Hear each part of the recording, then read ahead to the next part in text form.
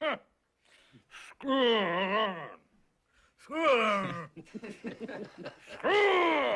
them! Screw the government!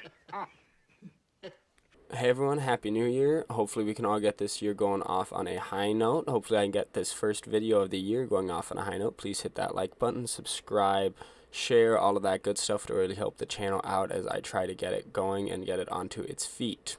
Today I'm going to be reviewing, or rebutting, to be more specific, a video put out by the Gravel Institute. A lot of people don't know it's a smaller channel, kind of website, and it's trying to become the left-wing's version of Prague University, so put out 5-minute videos discussing more left-wing viewpoints. So I'm going to be going through this video, just kind of pointing out everywhere that they're wrong, and then if they are right anywhere, pointing that out as well. I do have a few notes taken out from when I skimmed through it and looked at the sources that they have, so that way I can be educated on it, but for the most part this isn't a scripted video like the last one. With that said, let's get going.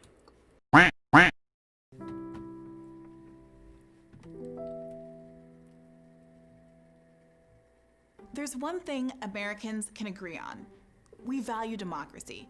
And in a democracy, leaders are elected by the people to represent the people's interests. One person, one vote. Hold up. Wait a minute. Something ain't right.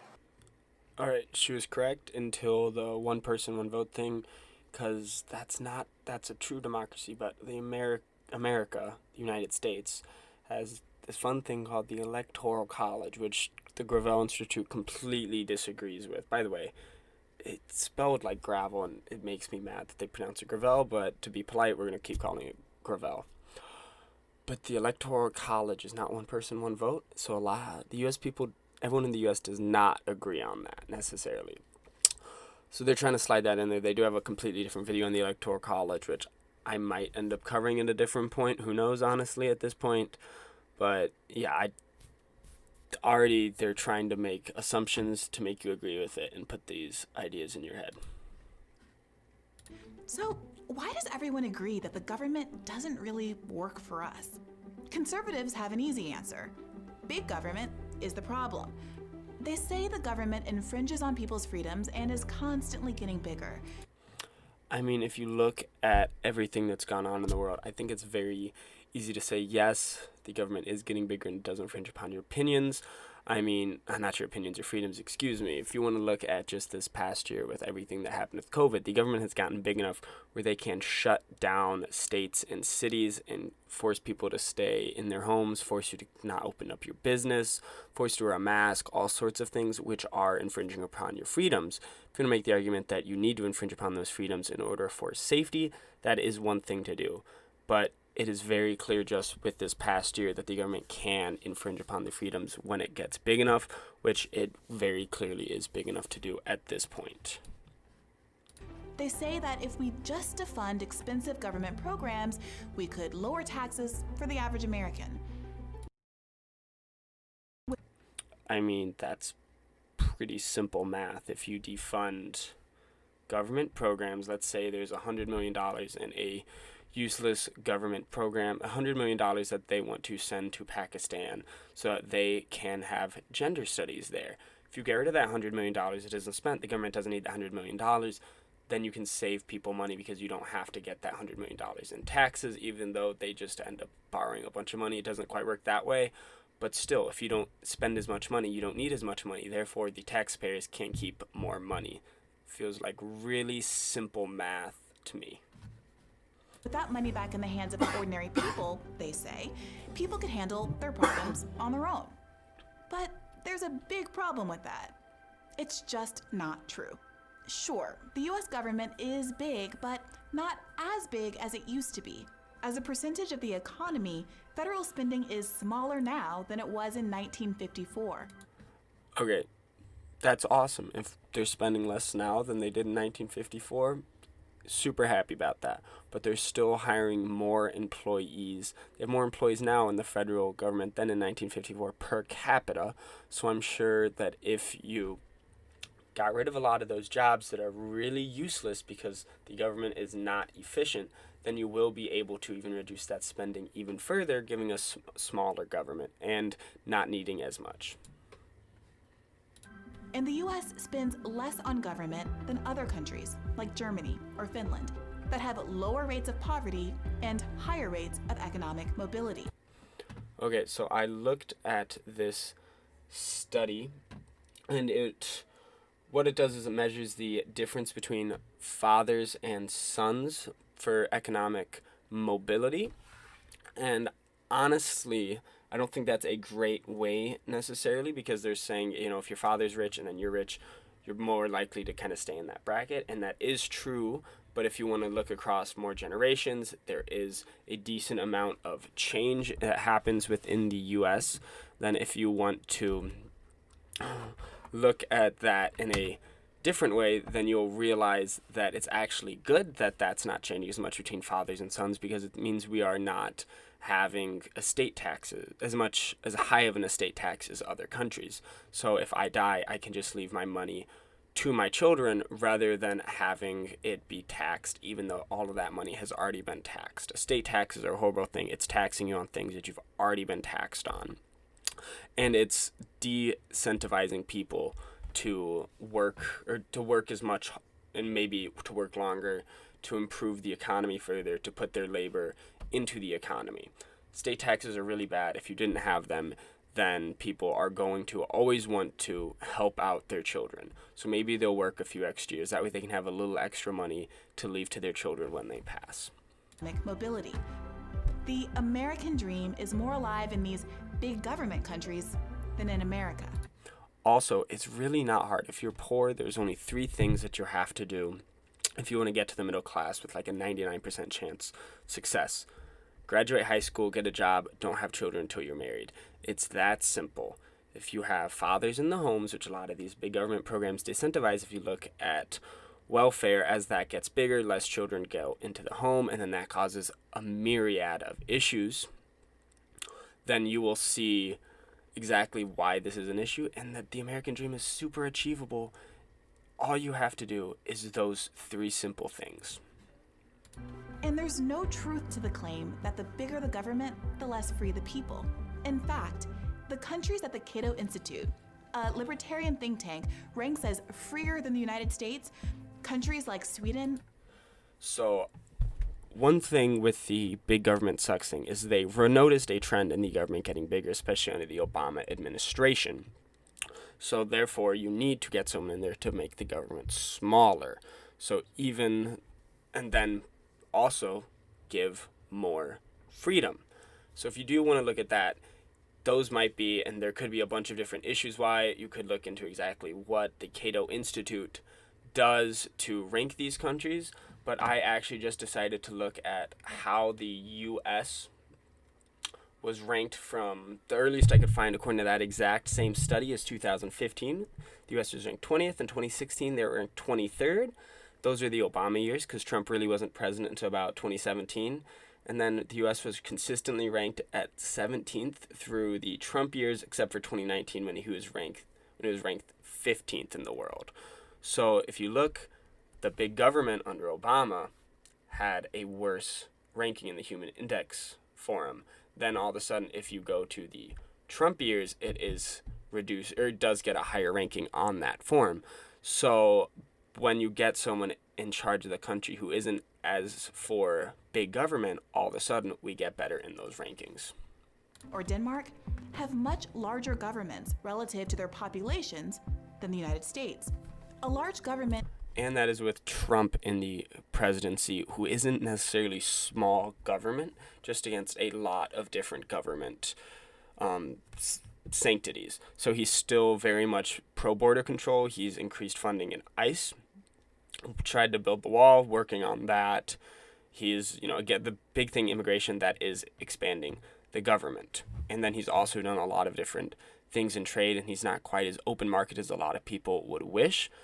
But even under him, it has still gotten better in the rankings. Doesn't mean an unfree population. You see, government isn't a problem in and of itself. In a country a lot of libertarians would have to agree with you, but I'm not here to make that argument. As sprawling and diverse as America, there needs to be an institution to build infrastructure. Why does there need to be an institution to build infrastructure? Should we go look where roads are privatized and they're actually better than they are in the United States? because that, would argue that we shouldn't have an institution that builds infrastructure necessarily. Inspect food and to put out fires, to do things.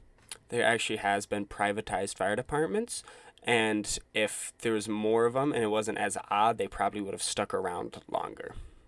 Like, there's one case in Tennessee where you basically just had fire insurance, and it worked fairly well, except when people didn't, and then it just kind of caused some bad PR, but that was because it was the only place in America. So I think it's a very decent argument that you can make that if it was just more common, that if you don't have fire insurance and you get in trouble and your house catches on fire, then it wouldn't be as odd as that one case happening in Tennessee. Things that help our communities, even if they don't turn a profit.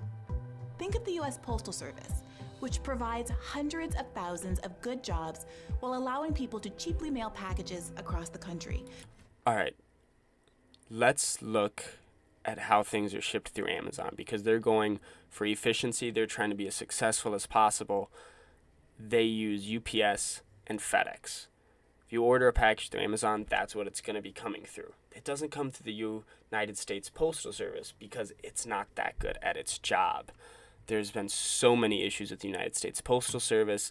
Honestly, I can see the point why it used to be a government entity, but at this point, it really isn't needed very much. You could just use UPS and FedEx and get much better results. And at least as good at jobs, and then the jobs wouldn't just disappear. They would just be moved to those other companies. Or think of Medicare and Medicaid, which are credited with having saved millions of lives. What? What the fuck? So many people find so many issues with these. This is a horrible example to bring up. These are not good examples of successful government. So, the problem isn't the size of government, it's who controls the government. Bitch, are you for real?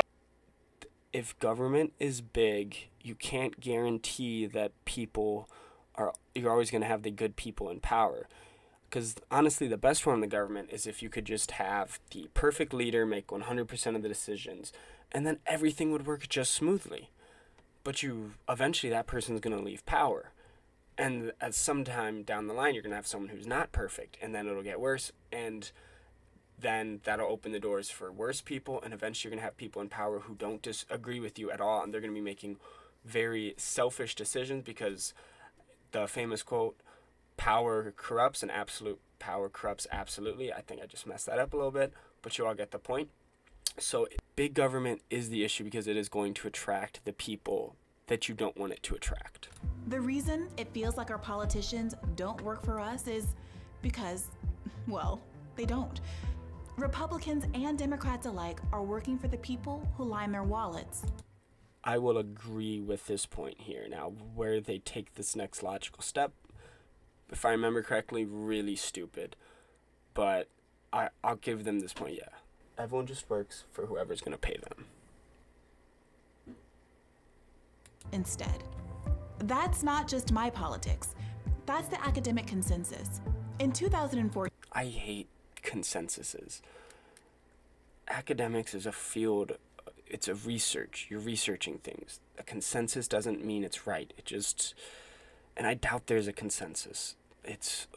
All right, I'm just going to keep watching because I just hate when people use that as an argument because they're not pointing to facts or statistics or figures. They're just saying, well, these people think it, so you have to. That's not at all how arguments work.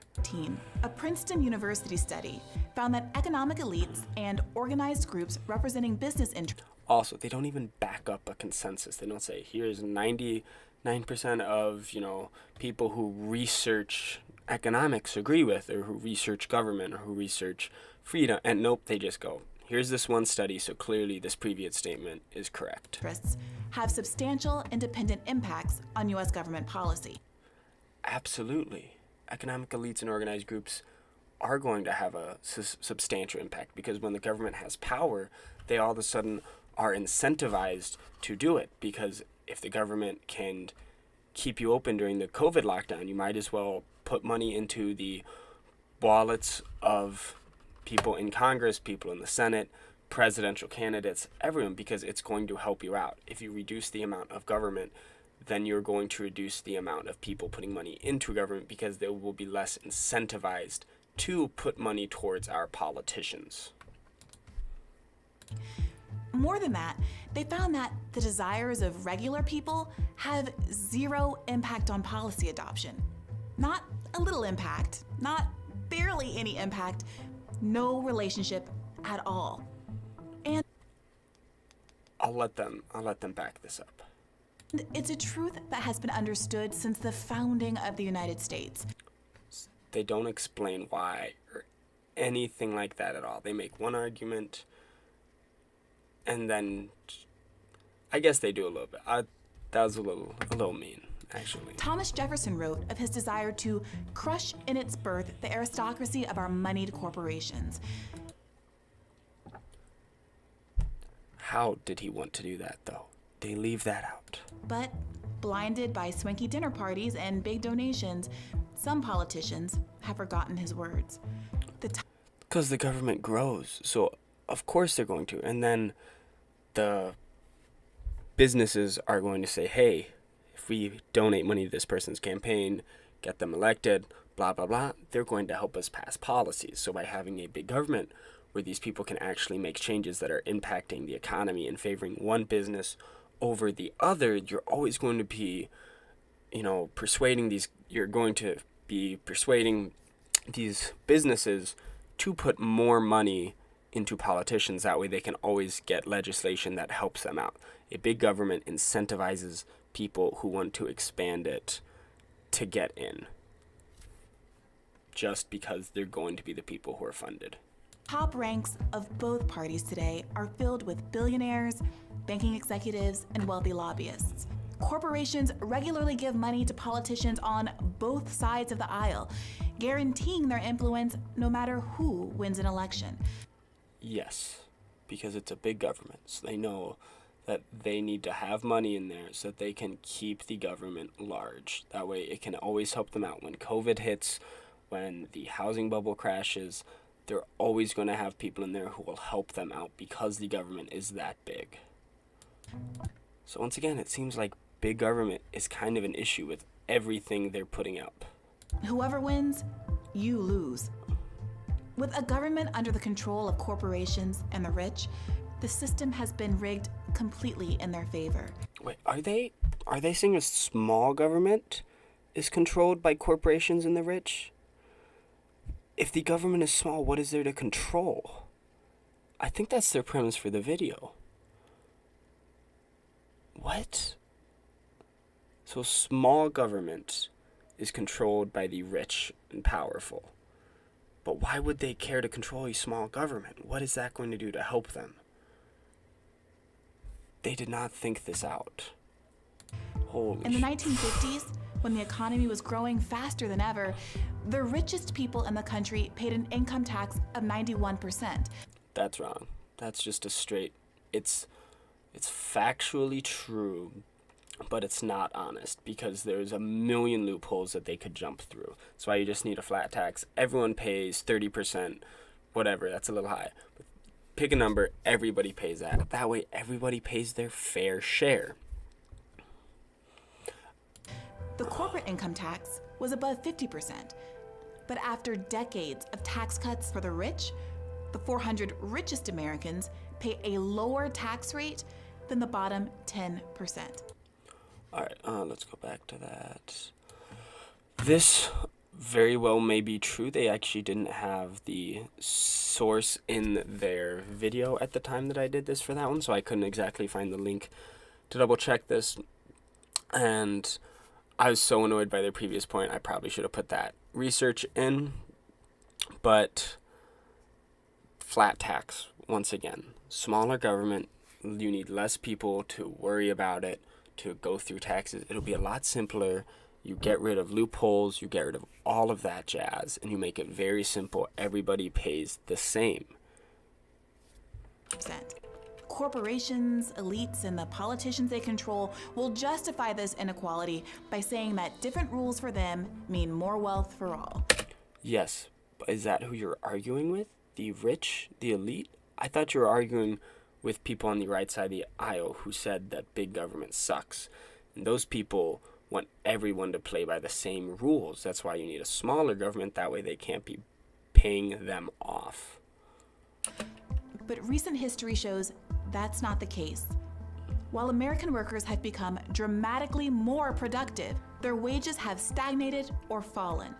The average hourly wage was higher in 1974 than it was in 2018.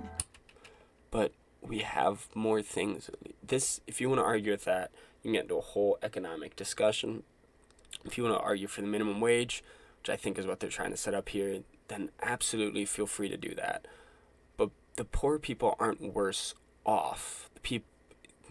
You look at the people on food stamps, they still have iPhones, they still have smartphones. That is much better than 1974, the amount of information you have available at your fingertips. Now, they may not be using it correctly, but that's what they're doing. This has led to a stark gap in qualities of life. Oof, From 1989 to 2018, the wealthiest 1%.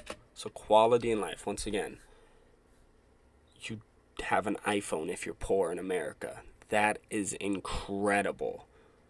That is incredible. Go back to 1974. The richest people don't have iPhones. And then there's so much there's so much cheap products available. In America right now, we have the issue of our poor people being fat. That is, as far as an issue for the less off, the poor, that is a great issue to have. So, talking about quality is just, if you want to make an argument about this, yes, but you can't talk about quality of life. Of Americans increased their total net worth by $21 trillion. The bottom 50%, meanwhile, saw their net worth decrease by $900 billion. The rich got richer, the poor got poorer. If you want wealth inequality calls for bigger government, I guess that's what they're getting at here. But you need to say, why is that such a bad thing per se? I'm not saying it's good, I'm not saying it's bad here. But what necessarily makes a gap bad? Are you just jealous because people are successful and have come up with incredible inventions that have helped society? Because that's a lot of times what it seems like whenever people talk about income inequality. They get mad at successful people. All right, I'm going to keep going. Too long, we have been presented with a false choice. Big government versus small government.